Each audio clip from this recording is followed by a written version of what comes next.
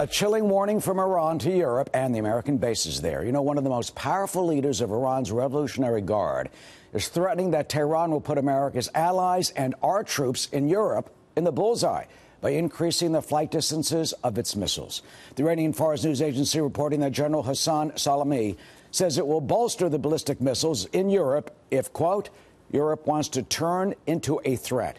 You know, French President Emmanuel Macron and President Trump, well, they have called on Iran to basically renegotiate parts of the Iranian nuclear deal to address the theocratic regime's ballistic missile capability, which critics say currently violate the United Nations Security Council resolutions, though Tehran denies that. For more on this, we're joined, as always, by John Bolton, former U.S. Ambassador to the United Nations, senior fellow at the American Enterprise Institute, Fox News contributor, and chairman of the Gatestone Institute here in New York. So, Ambassador, good morning, good afternoon. First of all, how seriously do you think we should take this threat?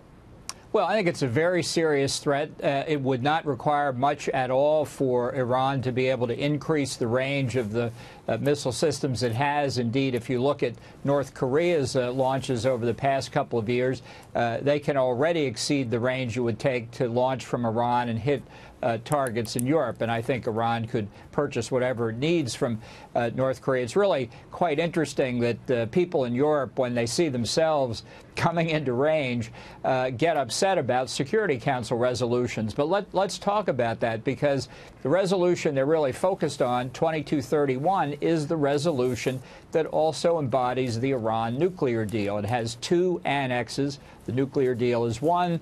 The statement by the 5 permanent members of the Security Council in Germany focusing on missiles and other things is the other. But that statement on missiles was negotiated among the Perm 5 with Russia and China acting as Iran's scriveners.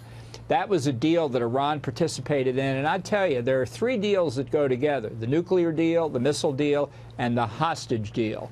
So all of this was part of one negotiation. They may have taken place in different locations and whatnot, but they all came together at the same time. And that's why I think people who focus on missiles are not talking about something unrelated to the nuclear deal.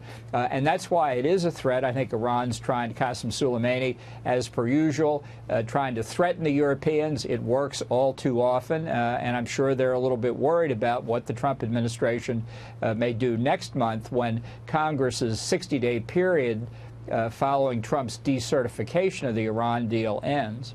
Yeah, we'll see what Congress does, if they scrap that or try to change it or continue it. You just mentioned those 2 resolutions, and that Russia, you say, and China obviously working on behalf of Tehran. Here's what they say.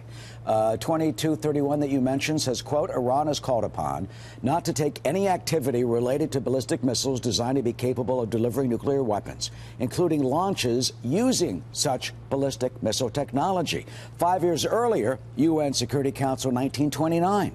Iran shall not undertake any activity related to ballistic missiles capable of delivering nuclear weapons, including launches using ballistic missile technology, and that states shall take all necessary measures to prevent the transfer of technology or technical assistance to Iran related to such activities. I mean, look, Iran is being called upon. You know, they're being requested.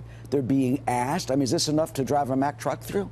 Absolutely. It's one of the reasons why all of the resolutions and this Annex B to 2231 is a more loophole than prohibition, and particularly the part you read about missiles designed for carrying nuclear warheads. The Iranians simply say, well, we don't have a nuclear warhead program, therefore none of our missiles are designed to carry them. I mean, it's an embarrassment, it should be, to John Kerry and Barack Obama, who negotiated it, but I think even more importantly, it shows what Iran thinks of agreements, Security Council resolutions. They couldn't care less. So what do we do?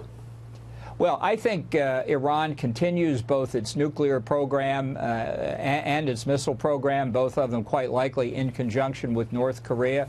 I think the president should go the next step in December. Congress isn't going to do anything to fix the nuclear agreement, and nobody should be holding their breath for that. So I think the president should take the next step, abrogate the deal, create a new reality, and bring Europe into realizing that they're just as much a target, or could be, as we are. Ambassador, that's pretty chilling.